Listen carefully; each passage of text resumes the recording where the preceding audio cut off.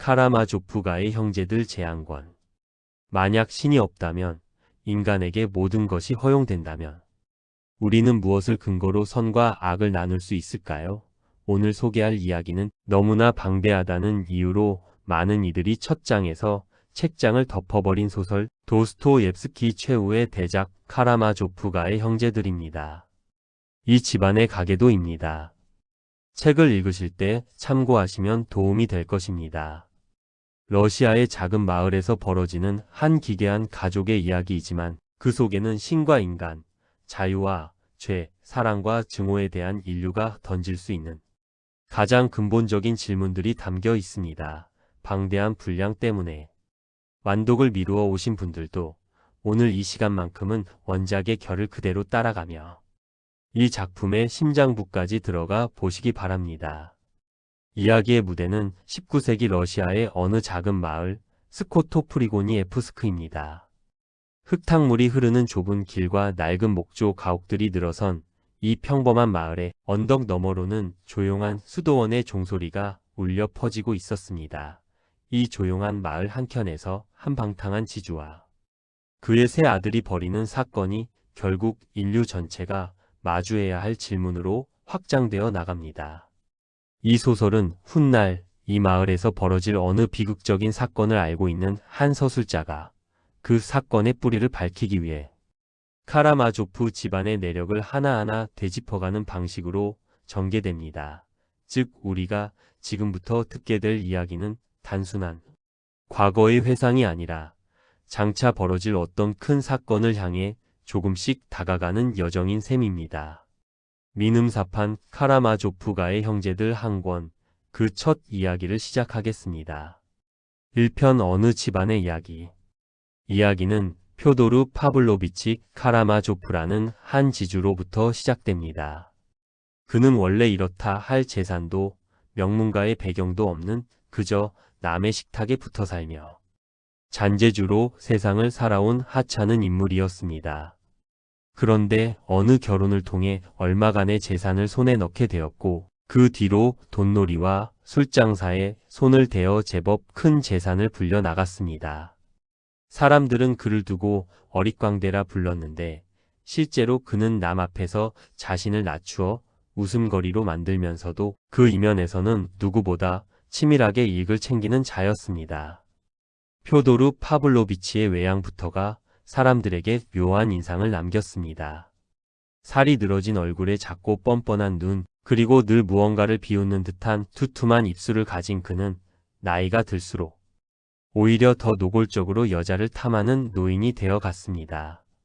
그는 늙어서도 자신이 여전히 여자들에게 매력적이라 믿었고 못생긴 여자든 미친 여자든 가리지 않고 관계를 맺어 사생활을 남기고 다녔습니다. 마을 사람들은 그런 그를 경멸하면서도 동시에 그의 짓궂은 재담과 뻔뻔함에 묘하게 이끌리기도 했습니다. 그는 스스로도 이런 자신의 모습을 알고 있었고 오히려 그것을 즐기는 듯 보였습니다.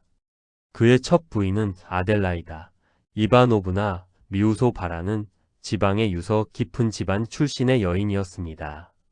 그녀는 좋은 가문의 딸이었음에도 어째서인지 별 볼 일 없는 표도르와 사랑에 빠져 집을 뛰쳐나와 결혼을 했습니다. 그러나 결혼 생활은 오래가지 않았습니다. 그녀는 얼마 지나지 않아 남편의 저열함과 방탕함에 질려버렸고 어느 가난한 신학생과 함께 어린 아들 드미트리를 남겨둔 채 집을 나가 버립니다. 표도르는 아내가 도망친 사실에 분노하기는커녕 오히려 그것을 술자리에 우스갯소리로 떠벌리고 다녔습니다.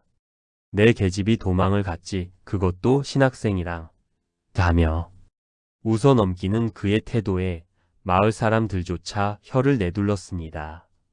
훗날 아델라이다가 먼타지에서 병으로 세상을 떠났다는 소식이 전해졌을 때도 표도르는 슬픔은커녕 술잔을 들고 거리로 나가 마치 축배를 들듯 그 소식을 알리고 다녔다고 합니다. 이런 아버지의 태도는 어린 드미트리의 마음에 지울 수 없는 상처로 남게 됩니다. 이렇게 방치된 어린 드미트리는 하인 그리고리의 손에서 겨우 목숨을 부지하듯 자라났습니다. 다행히 어머니 쪽 친척인 표트르 포미치 표도로비치가 소년을 가엾게 여겨 데려가 길러주었기에 드미트리는 사람 구실을 하며 자라나 군에 입대해 장교가 될 수 있었습니다. 그러나 아버지에게 받아야 할 어머니의 유산은 표도르의 손에서 흐지부지 되어 버렸고, 이는 훗날 부자 사이에 벌어질 격렬한 다툼의 뿌리가 됩니다. 첫 부인이 떠난 뒤 얼마 지나지 않아 표도르는 소피아 이바노브나라는 16살의 고아 소녀와 재혼합니다. 그녀는 순진하고 병약한 여인으로 신경증과 발작에 시달리는 나약한 사람이었습니다. 표도르는 이번에도 아내를 존중하지 않았고, 오히려 그녀가 발작을 일으키는 순간까지도 방탕한 여흥을 집안에 끌어들이며 그녀를 괴롭혔습니다. 소피아는 이런 고통 속에서도 둘째 아들 이반과 셋째 아들 알렉세이를 낳았지만 결국 신경증이 악화되어 젊은 나이에 세상을 떠나고 맙니다. 표도르는 이번에도 어린 두 아들을 돌보지 않았습니다. 그리고리와 그의 아내 마르파가 다시 한번 이 방치된 아이들을 거두어 길렀고, 이후에는 죽은 소피아의 후견인이었던 노부인이 두 형제를 데려가 보살펴 줍니다. 이렇게 세 형제는 서로 다른 곳에서 서로의 얼굴조차 거의 알지 못한 채 따로따로 자라났습니다. 훗날 장성한 세 사람이 한자리에 모였을 때 그들은 마치 낯선 사람들처럼 서로를 마주해야 했습니다. 둘째 이반은 형제 중 가장 명석한 두뇌를 지닌 청년으로 자라났습니다. 그는 어려운 형편 속에서도 스스로 가정교사 노릇을 하며 학비를 벌어 대학을 졸업했고, 이후 신문과 잡지에 여러 편의 평론을 기고하며 이름을 알리기 시작했습니다. 그의 글 중에는 교회와 국가의 재판권 문제를 다룬 논문이 있었는데, 이 글은 성직자들 사이에서도 잠옷 진지하게 받아들여져 이반의 이름을 세상에 알리는 계기가 됩니다. 그러나 정작 이반 자신은 신의 존재를 단정적으로 부정하지는 않으면서도 신이 지배하는 이 세계의 질서와 정의에 대해서는 깊고 어두운 회의를 품고 있었습니다. 신이 없다면 인간에게는 모든 것이 허용된다. 이 한마디는 이반의 사상을 압축해서 보여주는 말로 이후 이 소설 전체를 관통하는 질문이 됩니다. 이반은 겉으로는 냉정하고 오만해 보이는 청년이었습니다. 훤칠한 키에 지적인 눈빛을 지녔지만 그 눈빛 안쪽에는 늘 어딘가 지쳐있는 듯한 세상을 향한 깊은 피로감이 서려 있었습니다.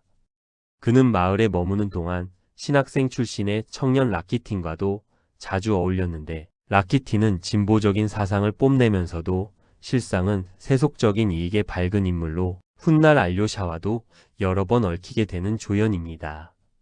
이반은 이런 라키틴의 얕은 계산을 속으로 비웃으면서도 자신 역시 그와 크게 다르지 않은 것은 아닌지 스스로 의심하는 순간들이 있었습니다.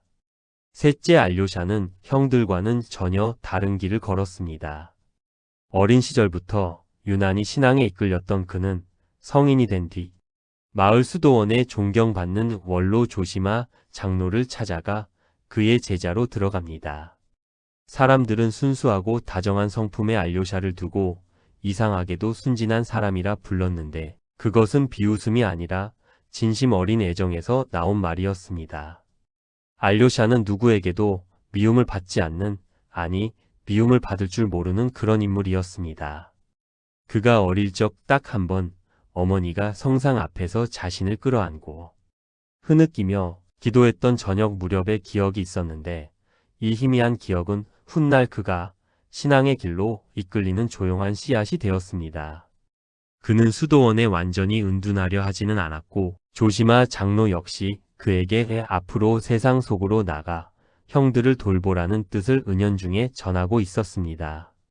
조시마 장로 자신도 젊은 시절에는 지금과 전혀 다른 삶을 살았던 인물이었습니다. 한때는 혈기왕성한 장교로 지내며 방탕과 결투를 일삼기도 했으나, 어떤 결정적인 사건을 계기로 모든 것을 내려놓고 수도자의 길로 들어섰다는 이야기가 전해지고 있었습니다. 그 파란만장한 사연은 다음 권에서 장로 자신의 입을 통해 상세히 전해지게 됩니다. 여기서 잠시 알료샤가 몸을 의탁한 조시마 장로와 장로 제도에 대해 짚어볼 필요가 있습니다. 러시아 정교회의 일부 수도원에는 장로라 불리는 특별한 스승이 있어 젊은 수도승들이 그에게 자신의 영혼을 완전히 맡기고 순종하는 오래된 전통이 있었습니다. 조시마 장로는 이 지역에서 가장 존경받는 장로로 병자를 고치고 사람의 마음을 꿰뚫어 보는 듯한 통찰로 명성이 자자했습니다. 먼 마을에서까지 사람들이 그의 축복을 받으러 찾아왔습니다. 사람들 사이에는 장로가 누군가의 얼굴을 보기만 해도 그 사람이 숨기고 있는 죄나 고민을 알아맞힌다는 소문이 돌고 있었습니다. 실제로 그는 처음 보는 이의 표정과 눈빛만으로도 그 사람의 깊은 슬픔이나 죄책감을 알아차리는 듯한 통찰을 여러 차례 보여주었습니다. 물론 회의적인 사람들은 이런 이야기를 그저 미신이라 치부했지만 적어도 그의 앞에 선 이들은 한결같이 마음이 씻기는 듯한 위안을 얻고 돌아갔습니다. 그러나 수도원 안에는 이 장로 제도를 못마땅하게 여기는 이들도 있었습니다. 그중 대표적인 인물이 페라폰트 신부였습니다. 그는 극단적인 금식과 침묵 수행으로 스스로를 단련해 온 고행자로 조시마 장로에 온화하고 사교적인 태도가 참된 수행과는 거리가 멀다고 은근히 비판하곤 했습니다. 두 사람의 이러한 대조는 신앙이란 것이 엄격한 고행만으로 완성되는 것인지 혹은 사랑과 관용으로도 이룰 수 있는 것인지에 대한 조용한 물음을 던지고 있었습니다. 알료샤는 조시마 장로의 곁에서 사랑과 겸손을 통한 신앙의 길을 배우고 있었습니다. 여기서 한 가지 짚어둘 것이 있습니다. 알료샤를 두고 혹시 그가 세상 물정의 어두운 광신자나 병약한 신비주의자로 오해하실 수도 있습니다. 그러나 그는 결코 그런 인물이 아니었습니다. 그는 누구보다 사람을 잘 이해했고 총명했으며 무엇보다 사람들에게 사랑받는 재능을 지니고 있었습니다. 다만 그는 세상의 성공이나 명예보다 더 본질적인 무언가에 대한 갈증을 느꼈을 뿐이었습니다. 그가 수도원을 택한 것은 세상에 대한 도피가 아니라 오히려 세상을 더 온전히 사랑하기 위한 하나의 길이었습니다. 조시마 장로는 죽음을 앞두고 있으면서도 알료샤에게 이렇게 당부합니다. 너는 수도원 담장 안에 머물러서는 안 된다. 너는 세상으로 나가야 한다. 그곳에서 너의 형들을 만나고 그들의 고통을 함께 짊어져야 할 것이다. 세상은 너에게 상처를 줄 것이나 그 상처 속에서도 너는 결코 사랑을 멈추지 말아라. 알료샤는 장로의 이 말을 마음 깊이 새기며 세상으로 나설 준비를 합니다. 이제 장성한 삼형제는 저마다의 사정으로 아버지가 사는 마을로 하나둘 모여들게 됩니다. 드미트리는 아버지에게 남겨진 유산을 받아내기 위해, 이반은 이런저런 볼일과 형의 부탁으로, 알료샤는 수도원의 허락을 받아 아버지와 형들을 만나러 온 것이었습니다. 그러나 이들을 기다리고 있는 것은 오랜만의 화해가 아니라 돈과 여자를 둘러싼 추악하고 처절한 다툼이었습니다. 이편 부적절한 모임. 조시마 장로는 카라마조프 집안의 불화가 마을에까지 소문이 났다는 것을 전해 듣고 아버지 표도르와 아들 드미트리 사이의 유산 분쟁을 자신의 암자에서 중재해 보기로 마음먹습니다. 표도르 파블로비치와 드미트리 그리고 두 아들 이반과 알료샤, 여기에 먼 친척이자 진보적인 사상을 가진 지주 표트르 미우소프까지 한자리에 모이게 됩니다. 일행은 이른 아침 마차를 타고 수도원으로 향했습니다. 가는 길 내내 가을 안개가 짙게 깔려 있었고 마차가 덜컹거릴 때마다 표도르는 쉴 새 없이 시시껄렁한 농담을 늘어놓아 일행의 분위기를 어수선하게 만들었습니다. 미우소프는 젊은 시절 파리에서 유학하며 자유주의 사상에 심취했던 인물로 자신을 유럽식 교양을 갖춘 지식인이라 여기며 표도르와 같은 부류를 촌스럽고 저열하다고 여기고 있었습니다. 당시 러시아는 농노 해방을 둘러싼 개혁의 물결이 지나간 직후였고 미우소프와 같은 진보적인 지주들은 낡은 러시아를 청산하고 유럽식 근대화를 이루어야 한다는 신념에 차 있었습니다. 그런 그였기에 이 기괴한 가족 모임에 억지로 불려온 것 자체가 못마땅하기 그지없었습니다. 암자에 들어서니 조시마 장로가 낡은 소파에 앉아 일행을 맞이했습니다. 이미 70을 훌쩍 넘긴 장로는 몸이 몹시 여의어 있었지만 그의 두 눈만은 형언할 수 없이 맑고 깊은 광채를 띠고 있었습니다. 오랜 금식과 기도로 다져진 그의 얼굴에는 깊은 주름이 새겨져 있었으나 그 주름 사이로는 세상 모든 것을 이미 다 이해하고 용서한 듯한 온화함이 감돌고 있었습니다. 일행은 저마다 그 앞에서 자기도 모르게 온매를 가다듬었지만 표도르마는 예외였습니다. 수도원에 도착하자 일행은 조시마 장로의 암자로 안내되었고 곧 이 부적절한 모임이 시작됩니다. 그러나 이 모임은 시작부터 어긋나기 시작했습니다. 표도르는 장로 앞에서조차 경박한 언행을 서슴지 않았습니다. 그는 능글맞게 웃으며 이렇게 말합니다. 장로님, 저는 어릿광대입니다. 어릿광대로 태어났으니 어릿광대로 살다 죽을 것입니다. 여러분 눈에는 제가 부끄러움도 모르는 자로 보이시겠지요. 하지만 저는 이 어릿광대짓 속에서만 진짜 제 모습을 숨길 수가 있답니다. 이 말에는 자기 비하와 뒤틀린 자기 방어가 뒤섞여 있었지만 좌중은 그것을 그저 무례함으로 받아들일 뿐이었습니다. 미우소프는 표도르의 태도에 노골적으로 불쾌감을 드러냈고 표도르는 그럴수록 더욱 짓궂게 웃으며 좌중을 자극했습니다. 그는 심지어 자신의 장례식을 두고도 우스갯소리를 늘어놓았습니다. 장로님, 제가 죽으면 관 속에 저를 어떻게 눕혀야 할지 걱정입니다. 이렇게 살아온 제가 정말 천국에 갈 수 있을까요? 아니, 만약 지옥에 갈고리가 있어서 저를 걸어 끌고 간다면 그 갈고리는 누가 만든 것입니까? 프랑스에서 만든 것입니까? 아니면 이곳 러시아 물건입니까? 이런 식으로 신성한 자리에서까지 죽음과 지옥을 웃음거리로 삼는 그의 태도에 파이시 신부는 낯을 찌푸렸고 조시마 장로만이 고요한 얼굴로 그를 바라볼 뿐이었습니다. 드미트리는 이런 아버지의 태도에 점점 격분해 갑니다. 그는 자신에게 돌아와야 할 어머니의 유산이 아버지의 손에서 흩어지고 있으며 심지어 아버지가 자신이 마음을 준 여인 그루센카에게까지 은밀히 눈독을 들이고 있다는 사실에 참을 수 없는 모욕감을 느끼고 있었습니다. 결국 부자는 조시마 장로 앞에서 서로에게 거친 말을 쏟아내기 시작합니다.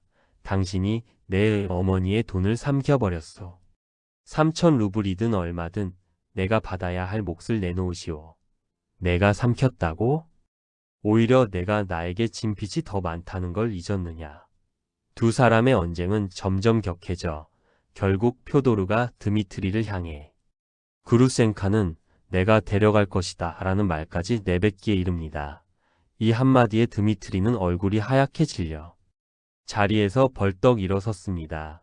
그는 두 주먹을 부르진 채 아버지를 향해 소리칩니다.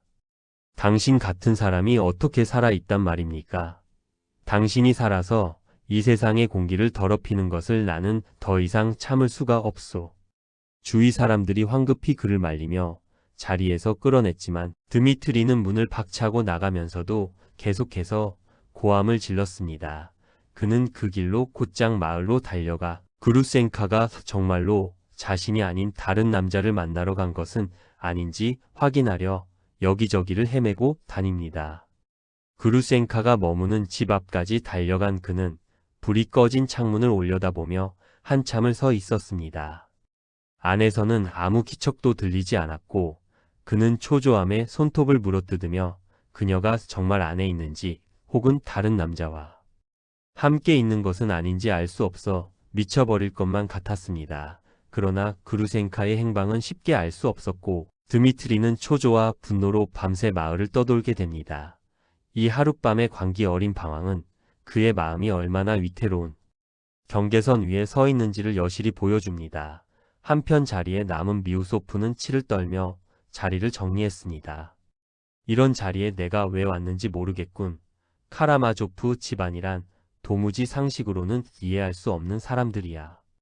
그는 마차에 오르는 순간까지도 분을 사귀지 못하고 중얼거렸습니다.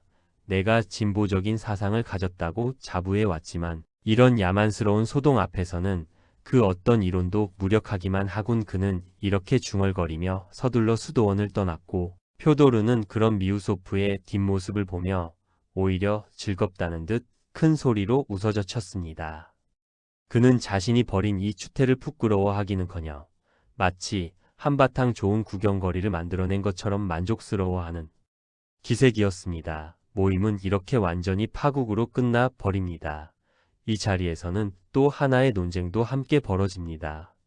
이반이 얼마 전 발표한 교회 재판권에 관한 논문을 두고 참석한 수도승 파이시 신부와 도서 담당 이오시프 신부 그리고 미우소프가 의견을 나누게 된 것입니다. 이반의 논지는 이러했습니다. 지금처럼 교회가 국가 속에 편입되어 세속 법정의 하위 기관처럼 취급되는 것은 옳지 않습니다. 오히려 반대로 국가 전체가 교회 속에 편입되어야 합니다. 즉, 범죄자를 처벌하는 기준이 국가의 형법이 아니라 교회의 도덕적 파문이 되어야 한다는 것입니다. 그래야만 인간은 외부의 강제가 아니라 스스로의 양심과 신앙으로부터 죄를 두려워하게 될 것입니다. 파이시 신부는 이 논지에 공감을 표하며 고개를 끄덕였고 도서 담당 이오시프 신부 역시 옛 교부들의 문헌을 인용하며 이반의 논리를 뒷받침했습니다. 초기 교회의 그리스도인들은 실로 국가의 법이 아니라 교회의 파문만으로도 죄를 다스릴 수 있다고 믿었습니다. 그러나 미우소프는 냉소적으로 반박합니다. 그것은 결국 종교재판과 다를 바 없는 발상이 아닌가. 교회의 세속의 권력까지 쥐어준다면 그 끝은 뻔하지 않겠나. 이반은 별다른 반박 없이 옅은 미소만 지어 보였는데 그 미소 속에는 자신조차 이 논지를 완전히 믿고 있는지 확신할 수 없다는 묘한 여운이 담겨 있었습니다. 정작 이반 자신이 신을 온전히 믿는 사람인지는 좌중 모두가 의심스러워했습니다. 이 짧은 논쟁은 훗날 이반이 알료샤에게 들려줄 대신문간 이야기의 조용한 씨앗이 됩니다. 모임이 파국으로 끝난 뒤 조시마 장로는 뜻밖의 행동을 합니다. 그는 자리에서 일어나 드미트리에게 다가가더니 그 앞에 깊이 허리를 숙여 절을 합니다. 좌중은 모두 놀라 어리둥절해했지만 장로는 아무 설명도 하지 않았습니다. 다만 알료샤만이 장로가 드미트리에게서 앞으로 닥쳐올 크고 고통스러운 시련을 예감했다는 것을 어렴풋이 느낄 수 있었습니다. 알료샤는 모든 광경을 지켜보며 얼굴이 붉어질 만큼 부끄러움을 느꼈습니다. 그는 자신의 가족이 존경받는 장로 앞에서 이런 추태를 벌였다는 사실이 견딜 수 없이 괴로웠습니다. 그러나 동시에 그는 아버지와 형을 미워하기보다는 오히려 그들을 이해하고 싶다는 마음이 더 강하게 솟아오르는 것을 느꼈습니다. 이런 알료샤의 마음이야말로 그가 앞으로 형들 사이를 오가며 화해자의 역할을 자처하게 되는 근본적인 이유였습니다. 이날 조시마 장로를 만나러 온 것은 카라마조프 집안 사람들만이 아니었습니다. 암자 밖에는 이른 아침부터 장로의 축복과 위로를 구하러 온 가난한 농민 여인들이 줄지어 기다리고 있었습니다. 조시마 장로는 이들을 하나하나 만나 손을 잡아주고 짧은 말을 건네었는데 그중 한 여인의 사연이 유난히 깊은 슬픔을 담고 있었습니다. 그녀는 몇 해 전 어린 아들을 병으로 잃은 여인이었습니다. 아이가 죽은 뒤로 그녀는 남편도 집도 마을도 모두 버려두고 그저 정처 없이 떠돌며 살아가고 있었습니다. 그녀는 장로 앞에 엎드려 울며 말합니다. 저는 이제 아무것도 필요 없습니다. 남편도 집도 다 소용없어요. 그저 제 니키투슈카가 없이는 살 수가 없습니다. 하다못해 그 아이의 작은 신발이라도 저는 그것만 보면 짐승처럼 울부짖게 됩니다. 조시마 장로는 그녀를 나무라지 않고 다만 조용히 이렇게 말합니다. 그대의 아들은 지금 주님의 보좌 앞에서 기뻐하며 그대를 내려다보고 있을 것입니다. 그러니 울음을 그치지 말고 마음껏 우시오. 다만 그 울음이 그대를 삼켜버리는 슬픔이 아니라 언젠가는 조용한 기쁨으로 바뀔 울음이 되게 하시오. 여인은 장로의 말에 오열하며 매달렸고 곁에서 지켜보던 알료샤의 마음에도 이 장면은 오래도록 남게 됩니다. 이 슬픈 장면 뒤에는 사뭇 다른 분위기의 일화도 있었습니다. 한 건강한 안악이 장로 앞에 나서서 자신이 게으른 남편을 매질로 다스려 집안 살림을 일으켜 세웠다는 것을 자랑스럽게 늘어놓았습니다. 조심하 장로는 그녀의 말을 듣고 나무라는 대신 오히려 껄껄 웃으며 부드럽게 타일렀습니다. 매질로 다스리는 살림이 오래갈 리 없습니다. 다음에는 매질 대신 다정한 말 한마디로 남편의 마음을 다스려 보시지요. 이렇게 조심하 장로는 슬픔에 빠진 이에게는 위로를 넘치는 기운을 가진 이에게는 웃음 섞인 가르침을 주며 찾아오는 이들 각자에게 알맞은 말을 건네주고 있었습니다. 한편 암자에는 이 지역의 유지인 호올라코바 부인과 그녀의 병약한 딸 리즈도 찾아와 있었습니다. 다리를 쓰지 못해 휠체어에 앉은 소녀 리즈는 총명하고 짓궂은 성격으로 훗날 알료샤에게 은밀한 마음을 품게 되는 인물입니다. 호올라코바 부인은 장로에게 신앙에 대한 자신의 회의를 토로합니다. 장로님, 저는 제가 정말로 신을 믿는지조차 알 수 없습니다. 죽음 뒤에 정말 무언가가 있다는 확신이 들지 않을 때가 있어요. 그럴 때면 저는 이웃을 사랑하려 해도 그 사랑이 진짜인지 의심하게 됩니다. 조심하 장로는 그녀에게 답합니다. 이웃을 실제로 적극적으로 사랑해 보십시오. 그 사랑이 진행될수록 신의 존재에 대한 확신도 함께 자라날 것입니다. 사랑으로 나아가다 보면 어느새 의심은 뒤로 물러나 있을 것입니다. 이 말은 훗날 알료샤가 세상을 살아가는 데에도 중요한 지침이 됩니다. 3편 유교칸들 표도르 파블로비치의 집안 내부가 이제 본격적으로 드러납니다. 그의 곁에는 오랫동안 충직하게 그를 섬겨온 하인 그리고리와 그의 아내 마르파가 있었습니다. 이 부부는 정직하고 신실한 사람들로 방탕한 주인을 섬기면서도 나름의 원칙을 지키며 살아온 이들이었습니다. 그리고리와 마르파에게는 오래전 슬픈 사연이 있었습니다. 두 사람 사이에 태어난 아이가 손가락이 6개인 기형으로 태어났는데 그리고리는 이를 신의 뜻을 거스른 죄에 대한 벌이라 여기며 몹시 괴로워했습니다. 아이는 태어난 지 얼마 되지 않아 세상을 떠났고 그리고리는 그 작은 몸을 직접 땅에 묻으며 깊은 슬픔에 잠겼습니다. 그렇기에 훗날 리자베타가 낳은 갓난아이 스메르자코프를 거두어 기르기로 했을 때 마르파는 그 아이를 마치 잃어버린 자기 자식을 대신하듯 품에 안았습니다. 이런 사연을 지닌 부부였기에 그들은 방탕한 주인의 집안에서도 나름의 신실함을 지키며 살아가고 있었던 것입니다. 이 집에는 또 한 명의 인물, 스메르자코프가 있습니다. 그의 출생에는 어두운 사연이 있었습니다. 마을에는 정신이 온전치 못한 냄새나는 리자베타라는 여인이 있었는데 그녀는 아무 데서나 잠을 자고 아무 것이나 주워 먹으며 떠돌아다니는 처지였습니다. 그런데 어느 날 그녀가 표도르의 정원 담장 안에서 아이를 낳는 일이 벌어집니다. 마을 사람들은 모두 그 아버지가 표도르 파블로비치일 것이라 수군거렸지만 표도르는 시치미를 뗀 채 그 사실을 인정하지도 부정하지도 않았습니다. 리자베타는 아이를 낳은 뒤 얼마 되지 않아 세상을 떠났고 그리고리 부부가 이 갓난아이를 거두어 자신들의 아들처럼 길렀습니다. 아이는 파벨 표도로비치 스메르자코프라는 이름을 얻게 되고 자라서는 표도르의 집에서 요리사 겸 하인으로 일하게 됩니다. 그는 말이 없고 냉소적이며 좀처럼 속을 알 수 없는 성격을 가진 인물이었습니다. 어릴 적부터 그는 유난히 청결과 결벽을 따졌고 고양이를 목매달아 장례를 치르는 기괴한 놀이를 즐기는 등 남다른 데가 있었습니다. 자라서는 프랑스 요리를 익혀 표도르의 식탁을 책임지게 되었는데 정작 자신은 사람들과 잘 어울리지 못하고 늘 혼자 기타를 튕기며 시간을 보냈습니다. 표도르는 이런 스메르자코프를 은근히 신뢰하며 집안의 여러 은밀한 일들을 맡기곤 했는데 이는 훗날 중요한 의미를 지니게 됩니다. 이 무렵 표도르의 저택 내부의 풍경도 짚어볼 만합니다. 겉으로는 제법 넓고 번듯한 목조 저택이었지만 방마다 먼지가 쌓인 채 정리되지 않은 살림살이가 어수선하게 놓여 있었습니다.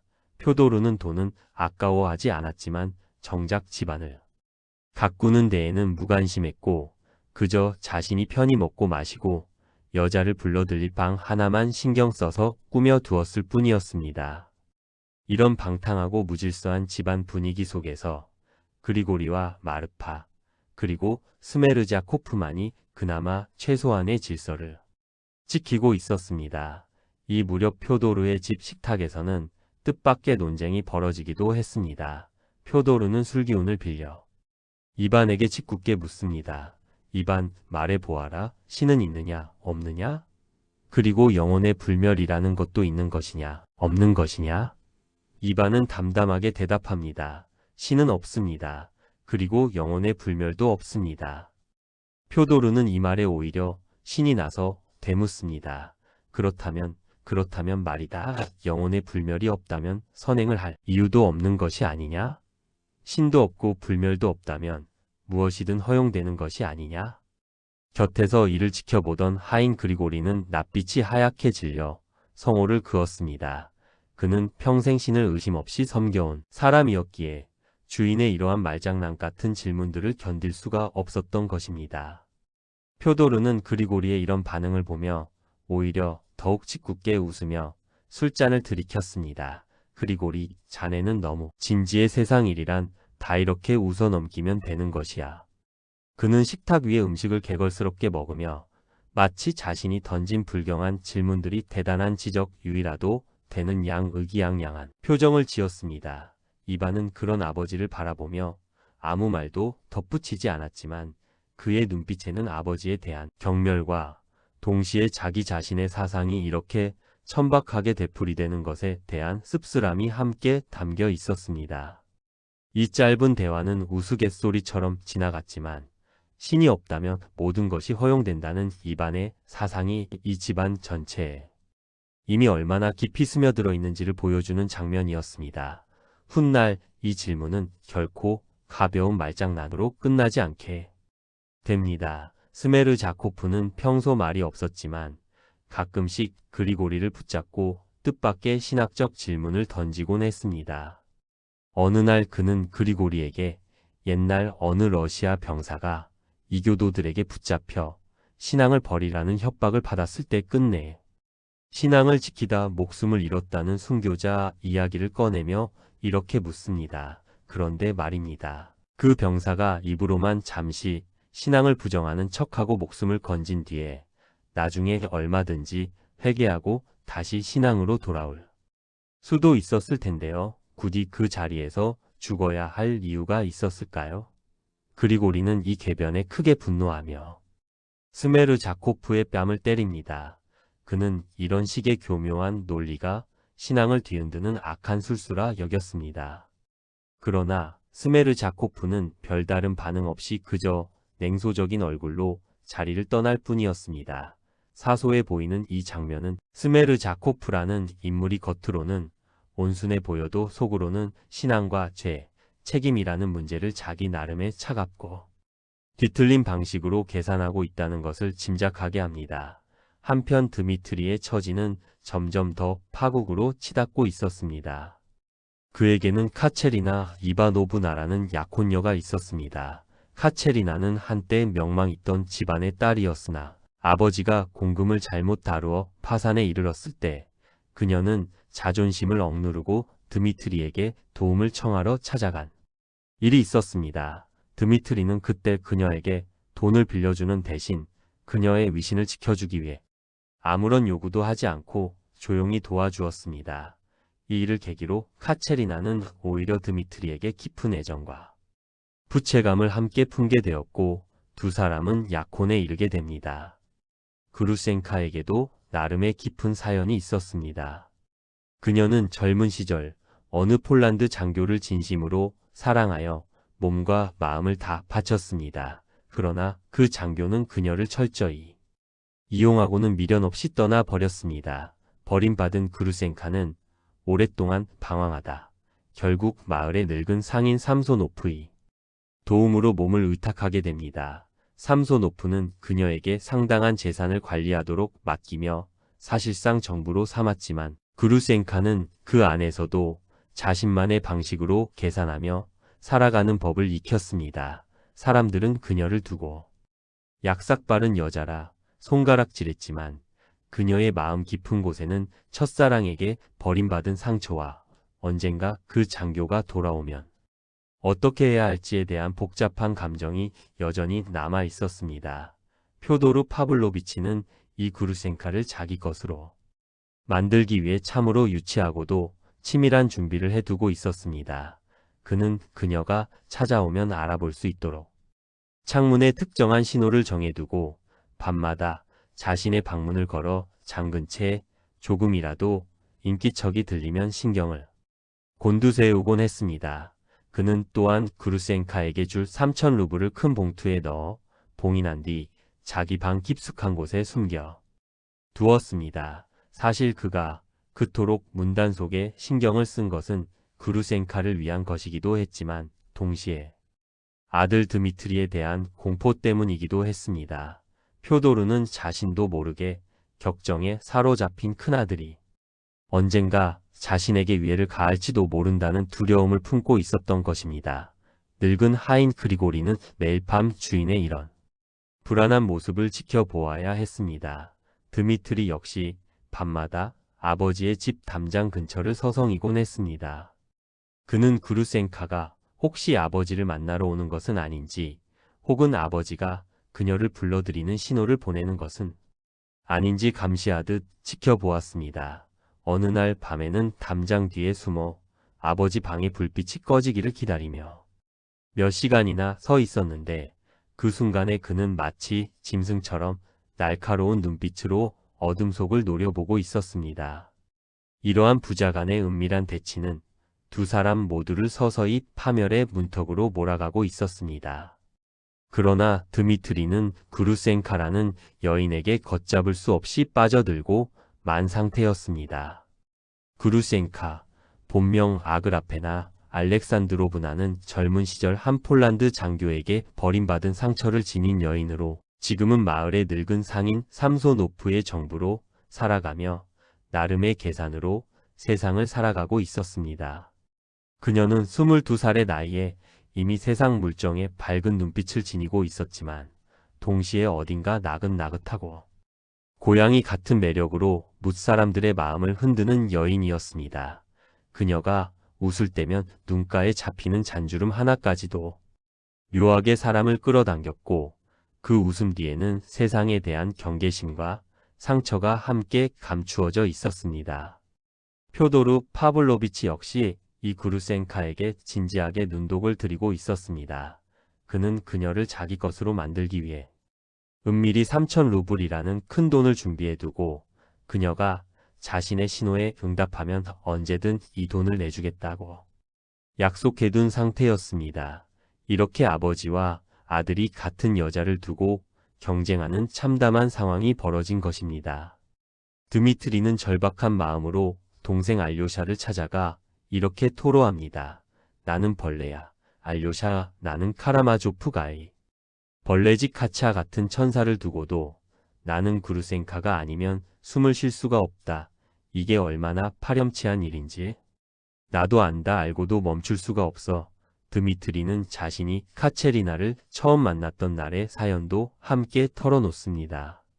그녀의 아버지가 연대의 공금을 잘못 다루어 파산에 이르렀을 때 자존심 강한 카체리나는 스스로 드미트리를 찾아와 몸을 낮추어 돈을 구했습니다.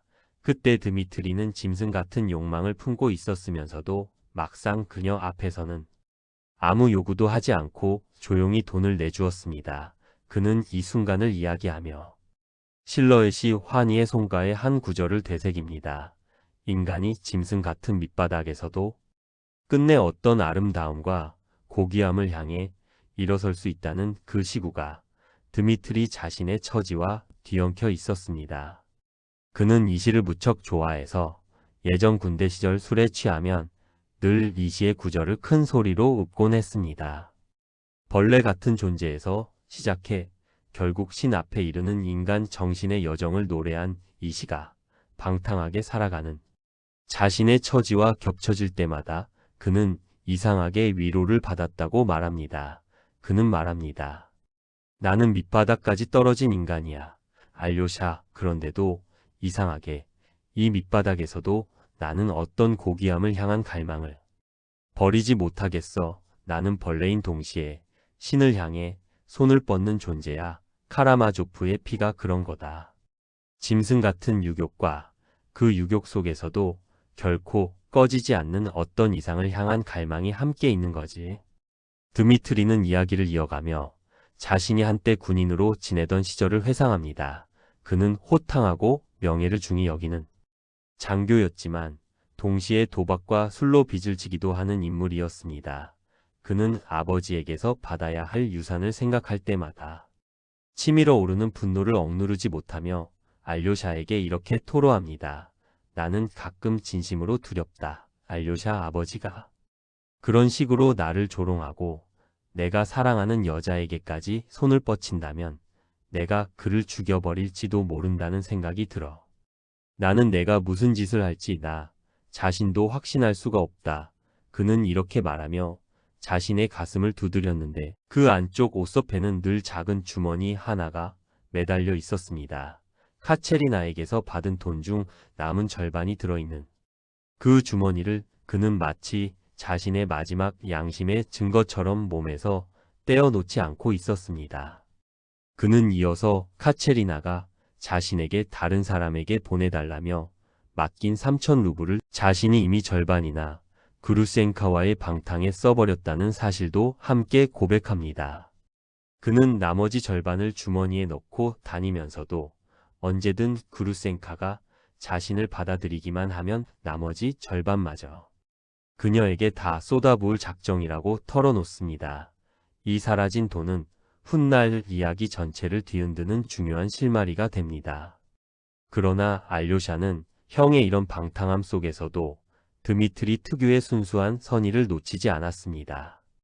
드미트리는 돈을 흥청망청 쓰면서도 정작 어려운 처지의 사람을 보면 자기 마지막 남은 돈까지 아낌없이 내주는 인물이었습니다. 스네기료프 대위에게 모욕을 준 뒤에도 죄책감에 시달리며 사죄금을 보내려 한 것도 바로 그런 성정 때문이었습니다. 알료샤는 형이 악인이 아니라 다만 자기 안의 격정을 다스리지 못하는 것뿐이라 믿고 있었습니다. 드미트리는 스스로가 파렴치한임을 알면서도 그루센카를 향한 정념을 멈출 수가 없었고 아버지 표도로 역시 그루센카를 얻기 위한 계략을 그만두지 않았습니다.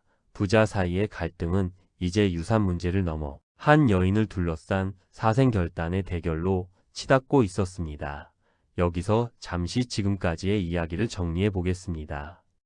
방탕한 아버지 표도르와 세 아들이 한자리에 모였지만 화해는커녕 유산과 그루센카를 둘러싼 다툼으로 파국을 맞았습니다. 드미트리는 약혼녀 카체리나를 두고도 그루센카에게 빠져 있고 아버지 표도르마저 같은 여자를 탐내는 처지입니다. 둘째 이반은 신과 세계의 정의에 대한 회의를 품은 채 조용히 자신의 사상을 키워가고 있습니다. 그리고 셋째 알료샤는 이 모든 혼란 속에서 유일하게 형들과 아버지 사이를 오가며 무너져가는 가족을 붙잡으려 애쓰고 있습니다. 이제 이야기는 4편으로 이어집니다. 4편 갈라지는 마음들. 조시마 장로는 알료샤에게 이제 수도원 밖으로 나가 세상 속에서 형들을 돌보라고 당부합니다. 알료샤는 장로의 뜻을 받들어 먼저 카체리나 이바노브나를 찾아갑니다. 카체리나의 집은 겉보기에는 우아하고 안정된 분위기를 풍겼지만 그 안의 주인은 결코 평온하지 않았습니다. 그녀는 드미트리가 그루센카에게 빠져 있다는 사실을 이미 알고 있었습니다. 그러나 그녀는 오히려 더욱 자존심을 세우며 자신은 결코 드미트리를 버리지 않을 것이라 알료샤에게 힘주어 말합니다. 나는 그이가 나를 사랑하지 않아도 상관없어요. 나는 그이의 행복을 위해 존재할 거예요. 설령 그이가 그 여자를 택한다 해도 나는 그이를 파멸시키지 않을 방법을 찾아낼 거예요. 알료샤, 당신은 내가 어리석다고 생각하나요? 나는 내가 이렇게까지 매달리는 이유를 나 자신도 완전히는 알지 못해요. 다만 나는 그이를 향한 이 마음을 멈추는 방법을 모를 뿐이에요. 그녀는 이렇게 말하면서도 눈빛에는 알료샤조차 섬뜩하게 느낄 만한 격정이 스쳐 지나갔습니다. 그녀는 자리에서 일어나 방 안을 오가며 격앙된 목소리로 말을 이었습니다. 사람들은 내가 자존심 때문에 이러는 거라고 손가락질하겠지요. 좋아요. 그렇다면 자존심이라고 해도 상관없어요. 나는 내 방식대로 그이를 사랑할 거예요. 그녀의 이런 격정적인 태도는 얼핏 강인함처럼 보였지만 알료샤는 그 안에서 오히려 위태롭게 흔들리는 여린 마음을 감지했습니다. 알료샤는 그녀의 말 속에서 사랑이라기보다는 스스로를 향한 자존심의 싸움 같은 것을 느꼈습니다. 이 말에는 진정한 헌신과 동시에 자기 파괴적일 만큼 병적인 자존심이 함께 뒤섞여 있었습니다. 알료샤는 그 복잡한 감정 앞에서 아무 말도 할 수 없었고 형을 대신해 무거운 마음으로 자리를 떠납니다. 카체리나의 집을 나선 알료샤는 마을의 좁은 골목길을 걸었습니다. 늦가을의 차가운 바람이 낙엽을 흩날리고 있었고 그의 마음속에는 카체리나와의 대화가 남긴 무거운 여운이 가시지 않고 있었습니다. 그렇게 걷던 길에서 알료샤는 뜻밖의 인물들과 마주치게 됩니다. 태역 대위 스네기료프와 그의 어린 아들 일루샤였습니다. 스네기료프 대위는 얼마 전 드미트리와의 돈 문제로 얽힌 끝에 술집 앞 거리에서 수염을 붙잡힌 채 무사람들 앞에서 모욕을 당한 일이 있었습니다. 드미트리는 격분한 상태에서 대위의 수염을 움켜쥐고 거리로 끌고 나와 사람들 앞에 조롱거리로 세워두었던 것입니다. 이 처참한 광경을 어린 일루샤가 그대로 목격했습니다. 소녀는 아버지가 수모를 당하는 모습을 보며 울면서 카라마조프가 사람들에게 돌을 던지기까지 했습니다. 이후 일루샤는 같은 반 친구들에게도 손가락질을 당하며 따돌림을 겪게 되었는데 이는 아버지의 수모를 견디지 못한 소년이 오히려 친구를 물어뜯는 등 거친 행동을 보였기 때문이었습니다. 마을 아이들 사이에서는 일루샤가 예전에 자기 몫의 빵 속에 바늘을 숨겨 어느 들개에게 먹였다는 이야기도 떠돌고 있었는데 이는 사실 다른 아이의 짓궂은 부탁을 받아 벌어진 일이었지만 일루샤는 그 일로 인한 죄책감에 오랫동안 시달리고 있었습니다. 알료샤가 학교 근처에서 다시 일루샤와 다른 6명의 소년들을 마주쳤을 때 아이들은 알료샤에게도 돌을 던지며 적대감을 드러냈습니다. 알료샤는 처음에는 그저 지나가려 했지만 일루샤가 유독 격렬하게 돌을 던지는 모습에 걸음을 멈추었습니다. 얘야, 내가 너에게 무슨 잘못을 했는지 말해주겠니? 알료샤가 다정하게 묻자 일루샤는 오히려 더 큰 돌을 집어 던졌고 그중 한 개가 알료샤의 손가락에 맞아 피가 흘렀습니다. 그럼에도 알료샤는 화를 내는 대신 흐르는 피를 손수건으로 닦으며 침착하게 소년에게 다가갔습니다. 왜 나에게 돌을 던지느냐? 내가 너에게 무슨 짓을 했는지 알려주면 사과할 수 있게 해주겠니? 그의 침착하고 다정한 태도에 일루샤는 오히려 당황한 얼굴로 자리를 피해 달아났고 다른 소년들도 조금씩 마음을 풀며 흩어져 갔습니다. 알료샤는 이 소년의 격렬한 반응 속에 아버지의 수모를 대신 짊어진 어린 마음의 상처가 있음을 어렴풋이 느꼈습니다. 알료샤는 대위의 집을 찾아갑니다. 가난과 병으로 찌든 그 집에서 대위는 알료샤 앞에서 자신이 당한 수모를 눈물로 토로합니다. 저는 그날 제 수염을 붙잡힌 채로 거리에 끌려 나갔습니다. 사람들이 저를 보고 웃었습니다. 그런데 그 순간에도 제 머릿속에는 이 수모를 갚아줄 힘도 없이 그저 아이들을 먹여야 한다는 생각뿐이었습니다. 아시겠습니까, 알료샤 씨? 저는 그 순간 제 명예 같은 것보다 오늘 저녁 아이들에게 먹일 빵이 더 급했습니다. 그게 얼마나 비참한 일인지 아십니까? 그는 이렇게 말하며 두 손으로 얼굴을 감싸고 흐느꼈고 곁에 있던 병약한 아내는 남편의 등을 어루만지며 함께 눈물을 흘렸습니다. 스네기료프 대위의 집안 형편은 참혹했습니다. 좁고 허름한 방 한 칸에서 정신이 온전치 못한 아내와 다리를 저는 딸 리노치카, 그리고 어린 일루샤까지 온 가족이 함께 지내고 있었습니다.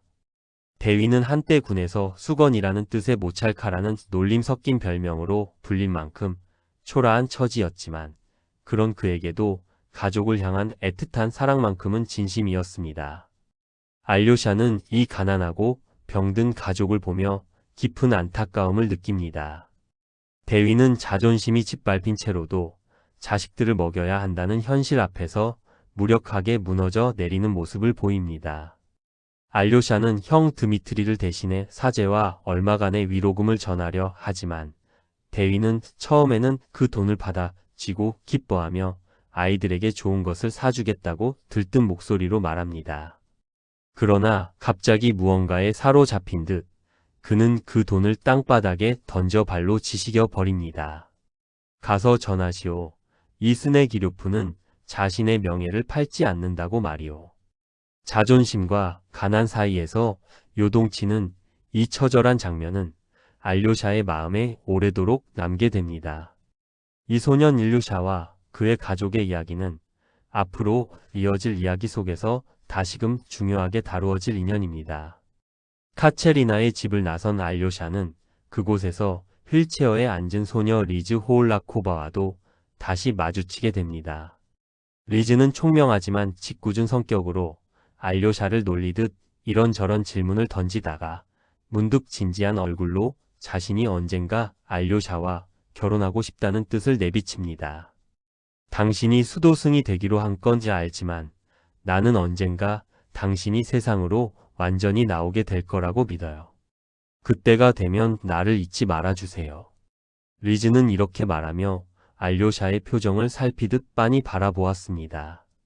알료샤는 당황했지만 소녀의 말을 진심으로 받아들여 다정하게 대답해 주었고 리즈는 그런 알료샤의 진지함에 오히려 얼굴을 붉히며 웃음을 터뜨립니다. 당신은 참 이상한 사람이에요. 다른 사람들은 내 이런 말을 그저 아이의 장난으로 여기는데 당신만은 늘 진심으로 대답해줘요. 병약한 몸으로 하루하루를 보내는 리즈에게 알료샤와의 이 짧은 대화는 소녀다운 장난 이상이 진지한 위로가 되어 주었습니다. 곁에서 이 모습을 지켜보던 호올라코바 부인은 딸의 이런 대담한 발언에 놀라 어쩔 줄 몰라 하며 알료샤에게 연신 사과를 했습니다. 얘가 아직 어려서 그래요. 알료샤 씨. 부디 이상하게 생각하지 말아주세요. 그러나 그녀의 다급한 손짓과 당황한 표정 뒤에는 딸이 이렇게나마 생기를 되찾은 것에 대한 은근한 안도감도 함께 엿보였습니다. 5편 찬성과 반대. 이 편의 이야기는 이제 가장 깊은 사상적 절정으로 향합니다. 그 전에 잠시 조시마 장로가 평소 되풀이에서 말하던 한 가르침을 짚어볼 필요가 있습니다. 장로는 늘 이렇게 말했습니다. 모든 사람은 세상의 모든 죄에 대해 다른 모든 사람 앞에서 책임이 있다. 이 말은 얼핏 이해하기 어려운 신비로운 가르침처럼 들리지만 이반이 곧 알료샤에게 던질 질문과 정확히 반대편에 서 있는 사상이었습니다. 조시마는 세상의 고통을 나의 책임으로 끌어안으라 가르쳤고 이반은 그 고통을 신에게 되돌려주겠다 선언하려 하고 있었습니다. 어느 늦은 저녁 이반은 알료샤를 어느 허름한 술집으로 불러냅니다. 창밖으로는 이미 어둠이 짙게 깔려 있었고 술집 안에는 몇몇 손님들이 낮은 목소리로 이야기를 나누고 있었습니다. 형제는 구석의 낡은 탁자에 마주 앉습니다. 이반은 차와 잼을 주문하며 짓궂게 웃었습니다. 수도승은 이런 데서 차 한 잔도 못 마시나? 알료샤는 그저 조용히 웃으며 자리에 앉았습니다. 이반은 평소와 달리 조금은 지친 얼굴로, 그러나 눈빛만은 형언할 수 없이 깊은 열기를 담은 채로 오랫동안 마음속에 품어온 이야기를 풀어놓기 시작합니다. 이반은 세상에 존재하는 무고한 고통, 특히 아무 죄도 없는 어린아이들이 겪는 끔찍한 고통들을 하나씩 예로 들며 알료샤에게 묻습니다. 그는 신문 기사와 재판 기록에서 읽었다는 실제 사건들을 담담하게, 그러나 격렬한 분노를 억누르며 늘어놓습니다. 아직 말도 제대로 못하는 어린아이가 자신을 낳은 부모에게 밤낮으로 매질을 당하면서도 매질이 끝나면 오히려 부모의 손에 용서를 구하며 매달렸다는 이야기. 추운 겨울밤, 어린 딸이 실수를 했다는 이유로 부모가 아이를 바깥 옥의 변소에 밤새 가두어 두었다는 이야기. 그는 또 하나의 사례를 덧붙입니다. 어느 지방의 늙은 장군이 자신이 아끼는 사냥개를 다치게 했다는 이유로 한 농노 소년에게 잔혹한 벌을 내리고 소년의 어머니가 지켜보는 앞에서 그 벌이 집행되게 했다는 이야기였습니다. 이반은 이 이야기를 전하며 목소리를 낮춥니다. 그 어머니가 그 순간 무슨 심정이었을지 나는 감히 헤아릴 수조차 없다. 그런데도 세상은 이런 고통이 언젠가 어떤 위대한 조화를 위해 필요했다고 말하려 한다. 나는 그 조화를 도저히 받아들일 수가 없다. 이반은 이런 사례들을 하나씩 짚어가며 이 아이들에게 무슨 죄의 대가가 있어 이런 고통을 겪어야 하느냐고 알료샤에게 되묻습니다. 어린아이가 겪는 고통에는 아무런 의미도 아무런 죄의 대가도 없다. 그런데도 세상은 그런 고통을 딛고서야 비로소 어떤 궁극적인 조화에 이른다고 말한다. 나는 그 조화를 이해할 수 없다. 이해하고 싶지도 않다. 그는 이어서 이렇게 선언합니다. 신이 이 세상을 창조하며 어린아이의 눈물 한 방울조차 정당화할 수 있는 어떤 궁극적인 조화를 준비해 두었다 해도 나는 그 조화를 원하지 않아. 그 조화의 대가로 단 한 아이의 눈물이라도 흘려야 한다면 나는 그런 화해를 받아들이지 않겠다. 나는 신의 존재를 부정하는 것이 아니야. 다만 신이 만든 이 세계의 질서를 나는 정중히 돌려드리겠다는 것이다. 이것이 바로 이반의 반역입니다. 그는 잠시 말을 멈추고 마치 스스로에게 묻듯 이렇게 덧붙입니다. 어쩌면 나는 자유를 원하는 것이 아니라 그저 이 세상이 나에게 지운 이해할 수 없는 짐을 벗어버리고 싶은 것뿐인지도 몰라.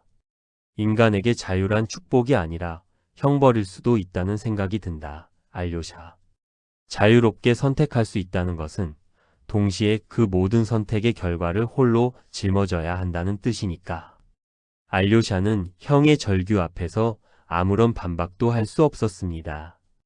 그는 다만 조용히 다가가 형의 뺨에 입을 맞추는 것으로 대답을 대신합니다. 이반은 그런 동생을 보며 씁쓸하게 웃습니다. 그건 표절이야, 알료샤. 그건 내가 지금 들려줄 이야기 속의 한 장면과 똑같구나. 그리고 이반은 알료샤에게 자신이 직접 지은 극시 한 편을 들려줍니다. 제목은 대신문관이었습니다. 무대는 16세기 스페인의 세비야. 이 시절 스페인에서는 매일같이 광장에서 화형이 벌어지고 있었습니다. 신을 모독했다는 죄로 붙잡힌 이단자들이 추기경과 왕과 기사들, 그리고 이를 구경하러 몰려든 군중이 지켜보는 가운데 산채로 불태워지던 시절이었습니다. 바로 그런 세비야의 거리에 그리스도가 아무 예고도 없이 조용히 내려와 사람들 사이를 걷기 시작합니다. 사람들은 그를 알아보고 눈물을 흘리며 그의 발밑으로 모여듭니다. 그는 눈먼 이의 눈을 뜨게 하고 병자를 고치며 성당 앞들에 놓인 죽은 소녀의 관 앞에서 그녀를 다시 일으켜 세웁니다.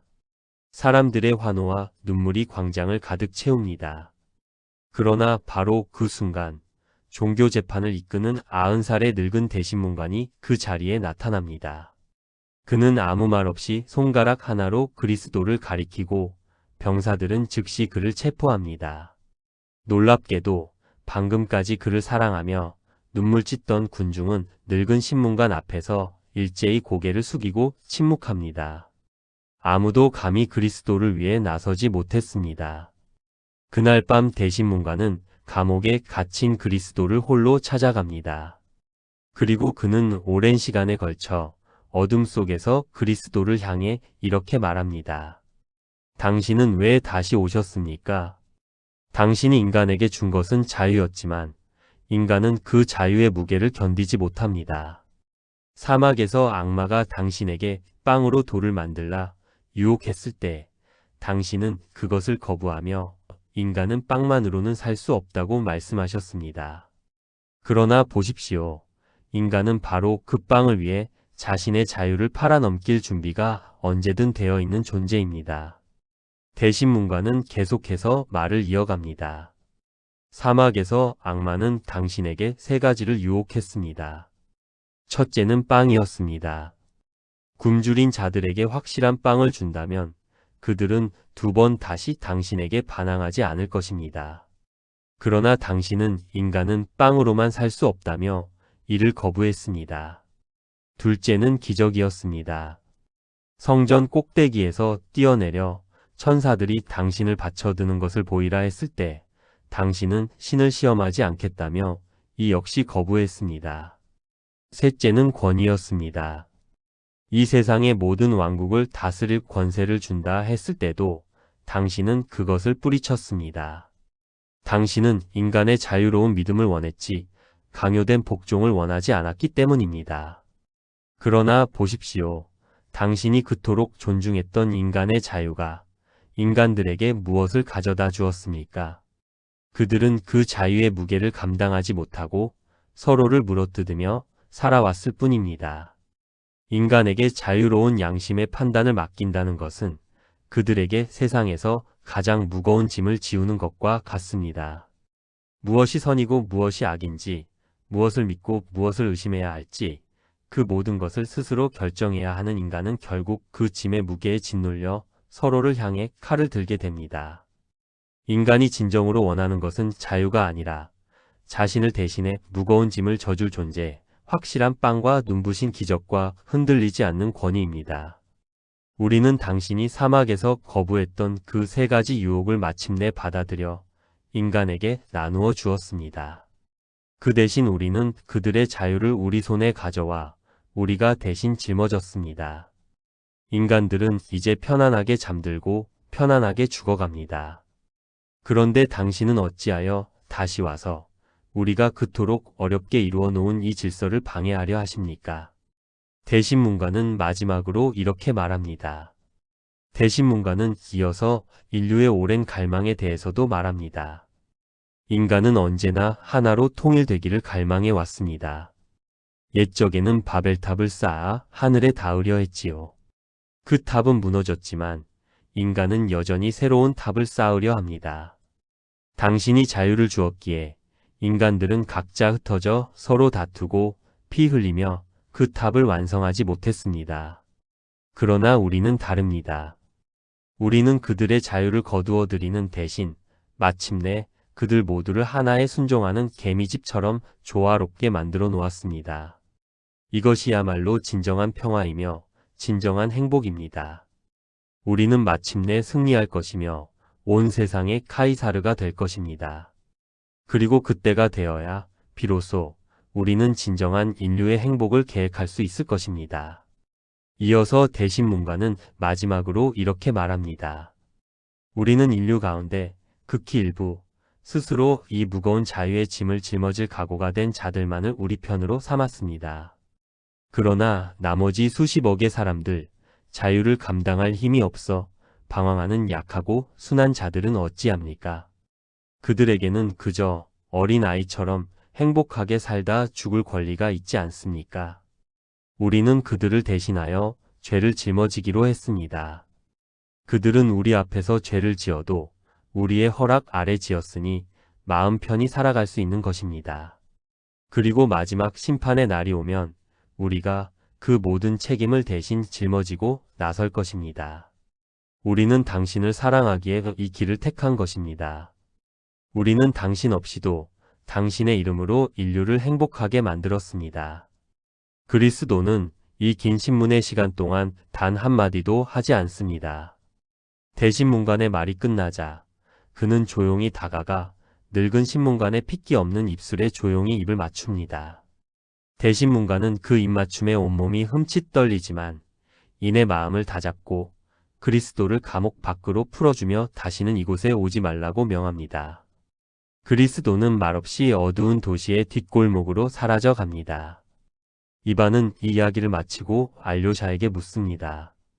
너는 이 늙은 신문관을 어떻게 생각하느냐? 알료샤는 형의 사상에 결코 동의할 수 없었지만 오랜 침묵 뒤에 이렇게 답합니다.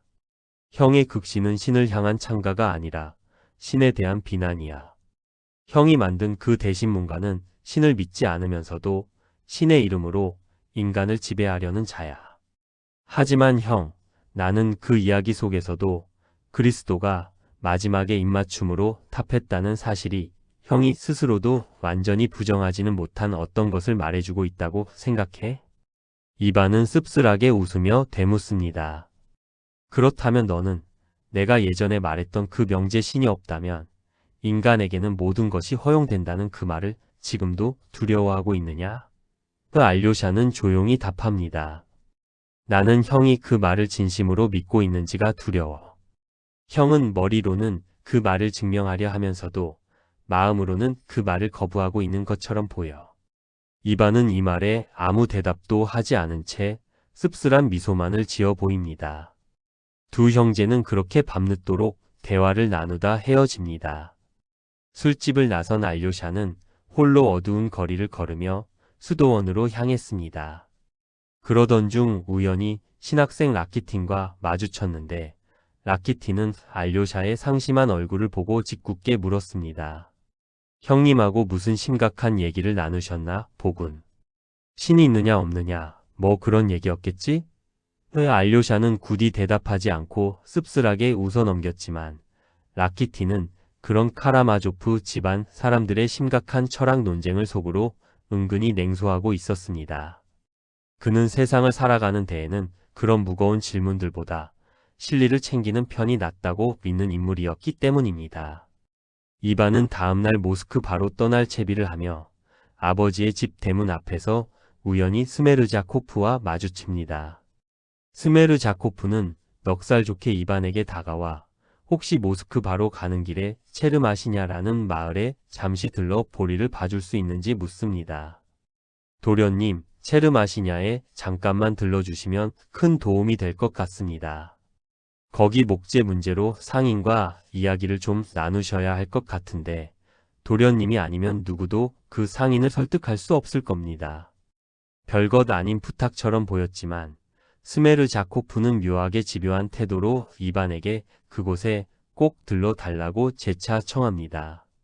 이반은 처음에는 별 뜻 없이 거절하려 했지만 스메르자코프의 눈빛에서 어떤 말로 하지 못할 불길한 기색을 느끼고는 결국 마음을 바꾸어 체르마시냐 쪽으로 방향을 돌리기로 합니다. 그는 마차에 오르면서도 왠지 모를 불안감에 휩싸였습니다.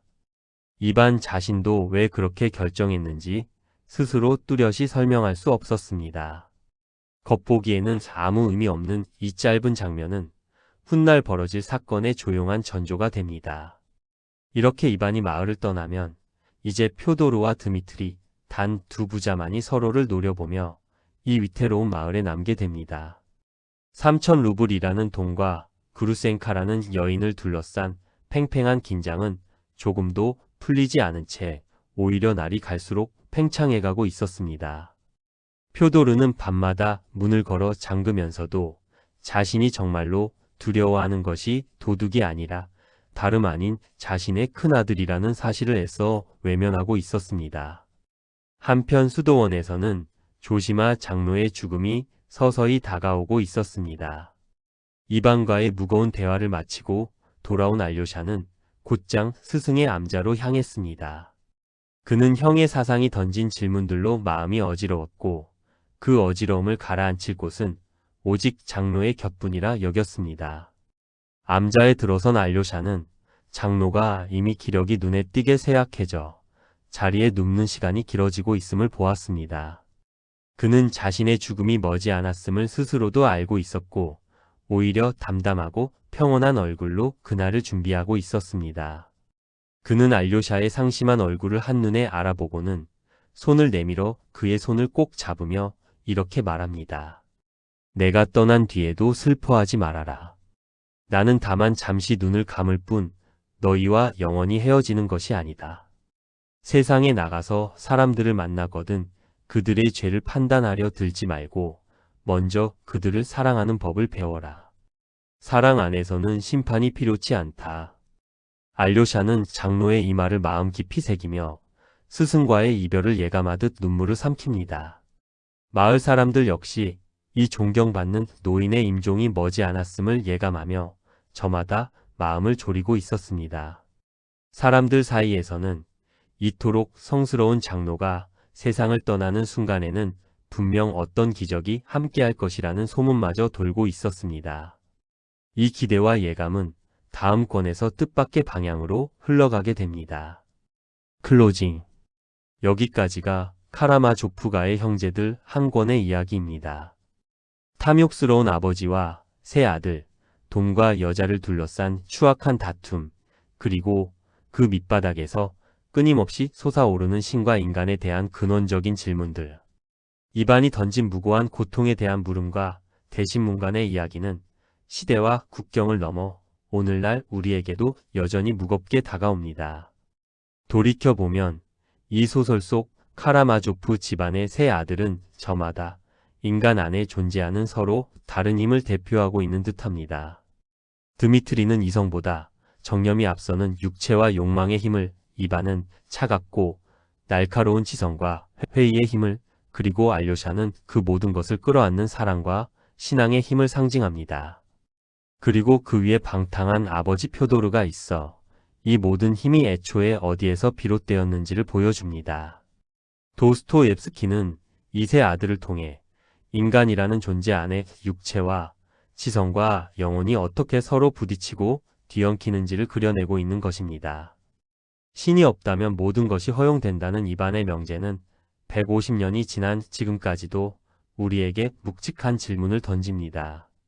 절대적인 기준이 사라진 시대, 각자가 스스로 선과 악을 정해야 하는 시대에 우리는 무엇을 근거로 옳고 그름을 판단하고 있을까요? 그리고 대신문관이 던진 질문, 인간은 진정 자유를 원하는가, 아니면 자신을 대신해 책임져 줄 누군가를 원하는가 하는 물음 역시 오늘날 우리 사회 곳곳에서 여전히 되풀이되고 있는 질문인지도 모릅니다. 동시에 이 소설은 차가운 사상만을 늘어놓는 철학 논고가 아닙니다.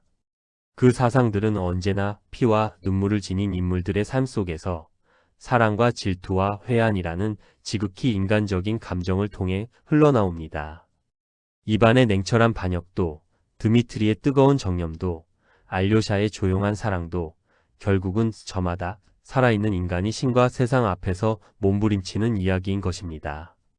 바로 이 점이 도스토옙스키의 이 소설이 150년이 넘도록 여전히 우리 마음을 흔드는 이유일 것입니다. 과연 조시마 장로는 어떤 마지막 가르침을 남기게 될까요? 성스러운 장로의 죽음 앞에서 마을 사람들이 기대했던 기적은 정말 일어날까요? 아니면 전혀 다른 방향으로 흘러가게 될까요? 그리고 아버지와 아들, 형제들 사이의 갈등은 3,000 루블이라는 사라진 돈과 그루센카라는 여인을 둘러싸고 앞으로 어디까지 치닫게 될까요? 방대한 분량 때문에 그동안 이 소설을 완독하지 못했던 분들도 오늘 이 한 권의 이야기를 통해 카라마조프 집안의 인물들과 그들이 던지는 질문들에 조금은 가까워지셨기를 바랍니다. 원작이 담고 있는 깊이를 온전히 대신할 수는 없겠지만 적어도 이 위대한 소설의 심장이 어디에서 뛰고 있는지는 느끼실 수 있었으리라 생각합니다. 두 권에서는 조시마 장로의 파란만장했던 젊은 시절 이야기와 그의 마지막 가르침, 그리고 걷잡을 수 없이 격해지는 드미트리와 표도르의 대립이 본격적으로 펼쳐집니다. 다음 이야기 2권에서 계속됩니다. 세계 고전 문학을 소개하는 채널 달빛 아래 문장이었습니다. 긴 시간 함께 하셔서 감사합니다.